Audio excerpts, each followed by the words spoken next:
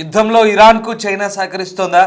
ఇరాన్కు వెన్నుదన్నుగా చైనా నిలుస్తోందా అంటే అవునని అనిపిస్తుంది. కొన్ని అంతర్జాతీయ మీడియా కథనాలు ఇవే వార్తలను కూడా రాస్తున్నాయి. ఇరాన్కు అన్ని విధాలా చైనా సహాయం చేస్తుందంటూ ఆ మీడియా కథనాల సారాంశం. ఇరాన్కు మిసైల్స్, డ్రోన్లు, అత్యాధునిక వెపన్స్ అందిస్తుందంటూ మీడియాలో ఆ కథనాలు రాస్తున్నారు. అలాగే ఇజ్రాయెల్, అమెరికా దాడులు చేస్తున్న ఇరాన్ ఎక్కడా భయపడట్లేదనే వార్త కూడా మనకు తెలుస్తోంది. గల్ఫ్ దేశాలపై ముప్పేట దాడులు చేస్తుంది. చైనా సహాయం వల్ల ఇరాన్ ఏమాత్రం తగ్గడం లేదంటూ ఈ కథనాల సారాంశం. ఒకవేళ చైనా అండలేకపోతే ఇరాన్ యుద్ధంపై వెనుకడుగు వేసేదంటూ కూడా కథనాలు వండించి వారుస్తున్నారు. సో మొత్తం మీద ప్రస్తుతం ఉన్నటువంటి ఈ సిచ్యువేషన్లో ఇరాన్కు చైనా వెనుక నుంచి మద్దతు ఇస్తోంది. బ్యాక్గ్రౌండ్లో చైనా అంతా సహకరిస్తుందంటూ వార్తలు వస్తున్నాయి. ప్రస్తుతం ఈ వార్తలకు సరైన నిర్ధారణ లేదు, కానీ అంతర్జాతీయ మీడియా కథనాల్లో దీనికి సంబంధించినటువంటి ఒక ఊహాజనిత కథనాలు అయితే చక్కర్లు కొడుతున్న పరిస్థితి కనబడుతుంది. మధ్యప్రాచ్యంలో యుద్ధం కీలక మలుపు తిరుగుతున్నట్లుగానే అర్థమవుతుంది. ఎందుకంటే ఇటు డ్రాగన్ దేశం చైనా కూడా ఇరాన్కు మద్దతుగా గలం విప్పింది. ఇరాన్ సార్వభౌమాధికారాన్ని కాపాడుతామంటూ ప్రకటించింది. తక్షణమే అమెరికా, ఇజ్రాయెల్ యుద్ధం ఆపాలంటూ కూడా డ్రాగన్ దేశం చెప్తోంది. ఫిబ్రవరి 28న సుప్రీం లీడర్ ఖొమైనీ లక్ష్యంగా ఇజ్రాయెల్, అమెరికా సంయుక్తంగా దాడులు చేశాయి. ఖొమైనీతో పాటు అతని కుటుంబ సభ్యులు, ప్రభుత్వ పెద్దలు హతమయ్యారు. అప్పటి నుంచి ఇరాన్ కూడా ప్రతీకార దాడులు చేస్తుంది. గల్ఫ్ దేశాలపై కూడా క్షిపణులతో విరుచుకుపడుతుంది. మిత్ర దేశాలు అయినప్పటికీ కూడా ఎక్కడా వెనుకాడట్లేదు. ప్రస్తుతం పరస్పర దాడులతో పశ్చిమాసియా అంతా కూడా రగులుతుంది. అయితే మొదట ఖమేనీ హత్యను చైనా ఖండించి ఊరుకుంది. తాజాగా ఇరాన్ ఇంటిగ్రిటీని కాపాడుతామంటూ ముందుకు వస్తుంది. దీంతో చైనా కూడా ఇరాన్కు మద్దతుగా యుద్ధంలోకి దిగినట్లు వార్తలు వినిపిస్తున్నాయి. ఇప్పటికే పశ్చిమాసియా ఉద్రిక్తతలతో అట్టుకుపోతుంది. ఇక చైనా కూడా రంగంలోకి దిగితే పరిస్థితులు మరింత దిగజారుతాయంటూ భయాందోళనలు నెలకొన్నాయి.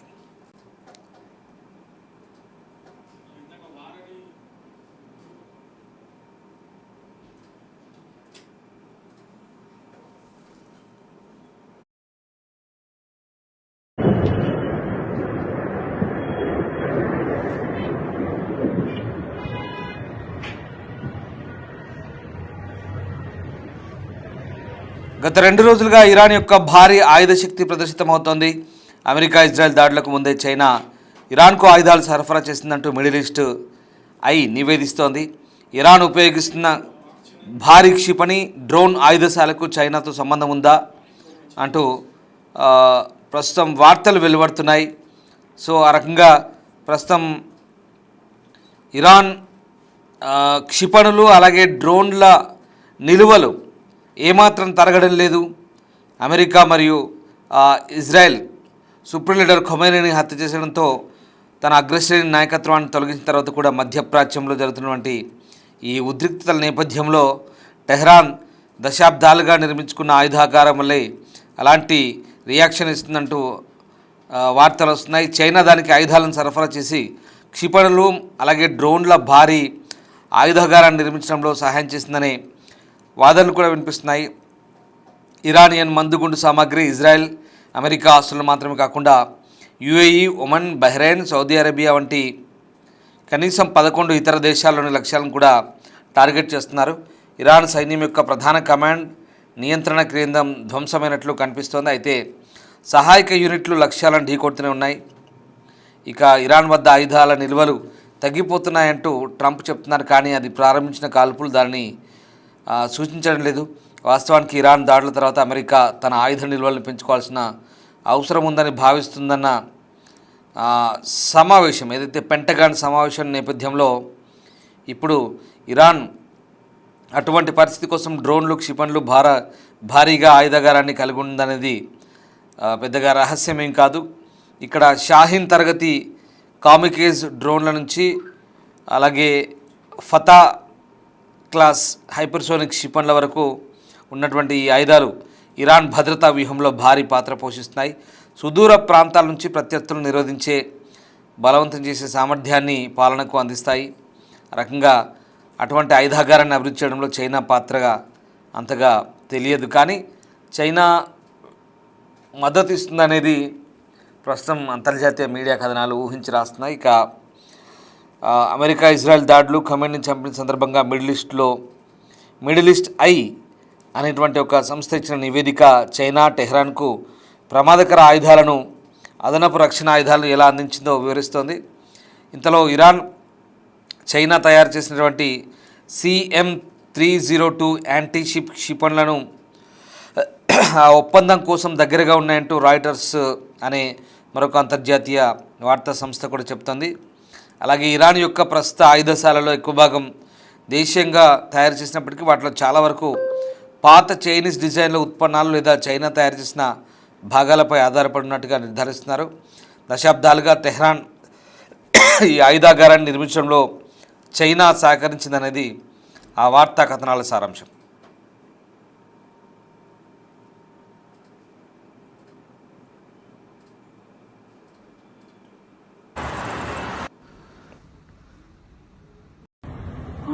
У нас тут просто в небе какой-то этот. Nothing I do. Come here, let me carry you.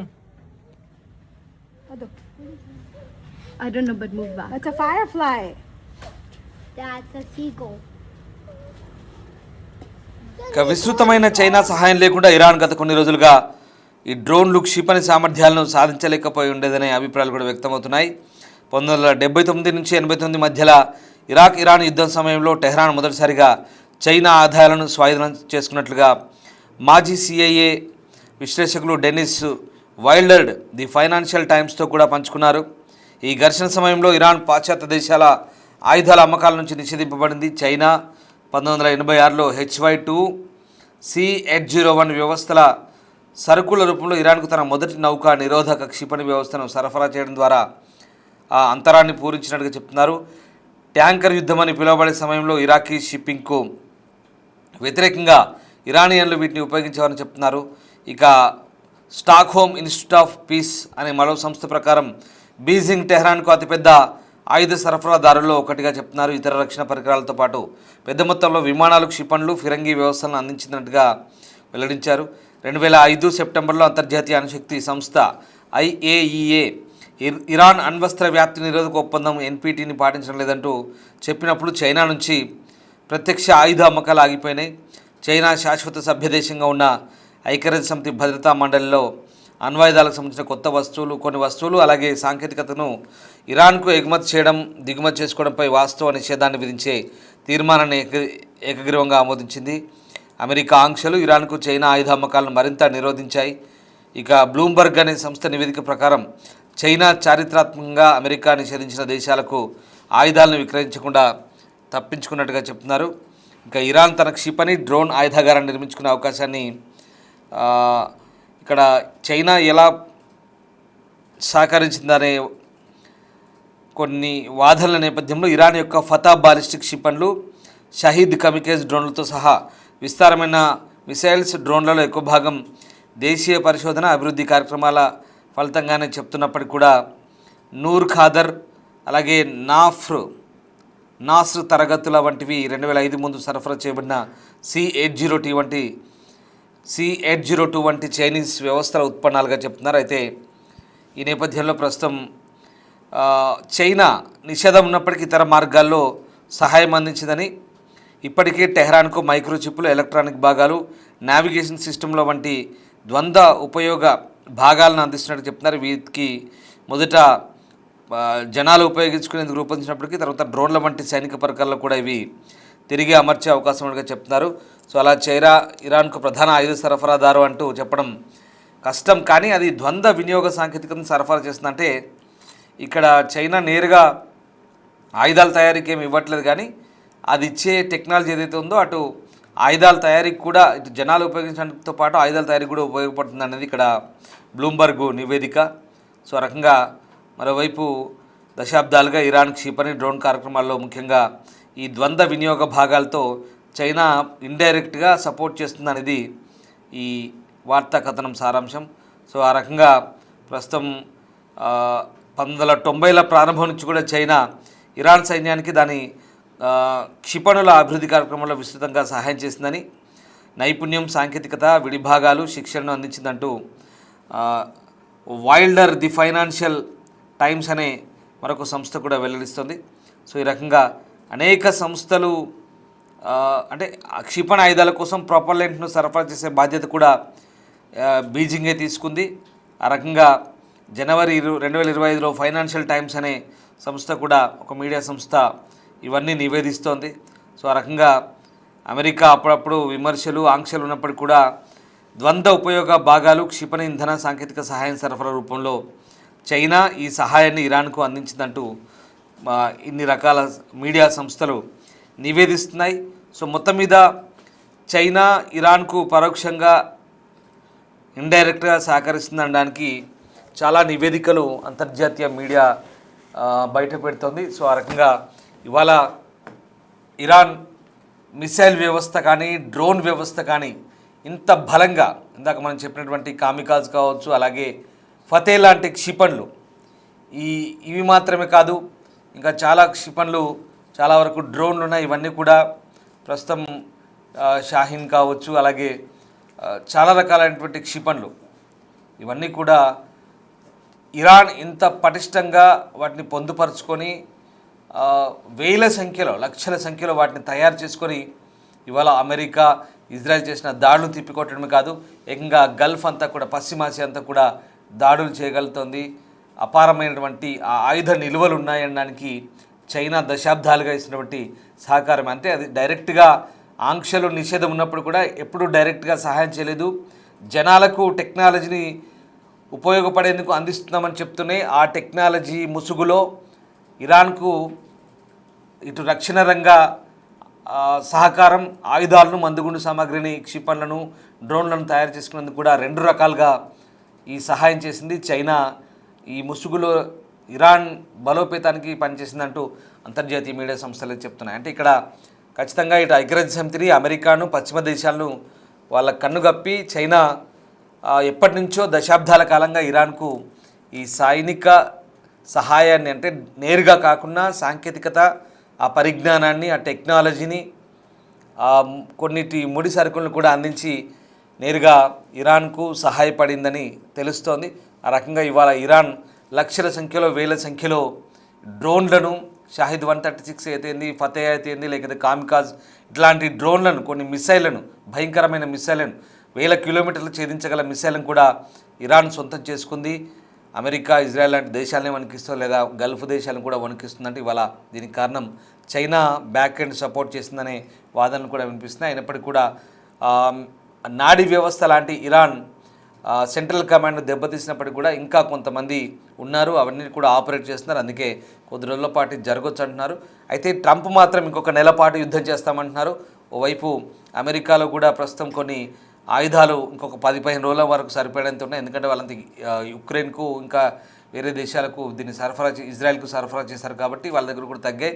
ఈ 10 రోజుల్లో మళ్ళీ తయారు చేసి పెంటగాన్ మీటింగ్ అవుతుంది, మళ్ళీ తయారు చేసి మళ్ళీ ఇటు ఇరాన్పై కూడా వాళ్ళు మళ్ళీ దాడికి దిగే అవకాశం ఉంది. నెల రోజుల పాటు దాడి చేస్తామని చెప్తున్నారు. నెల కాకపోతే ఇంకా ఎక్కువ రోజులు ఆయన చేస్తామంటున్నారు. మొత్తం మీద ఇరాన్ నడ్డి విరిచి వాళ్ళ ఆయుధ కారాగారాలను ఇప్పటికే చాలా వరకు నేవీ కానీ, ఎయిర్ బేస్లు కానీ, తర్వాత సెంట్రల్ కమాండ్ కానీ దెబ్బతీశారు. ఇంకా కూడా కొద్ది రోజుల పాటు యుద్ధం చేసి మొత్తం ఇరాన్ నాయకత్వాన్ని లొంగ తీసుకొని ఆ దేశంలో ఆ పరిపాలన గద్దెదించి కొత్త నాయకుల్ని పరిపాలకులుగా నియమించే వరకు కూడా అమెరికా నిద్రపోదంటూ అమెరికా చెప్తోంది.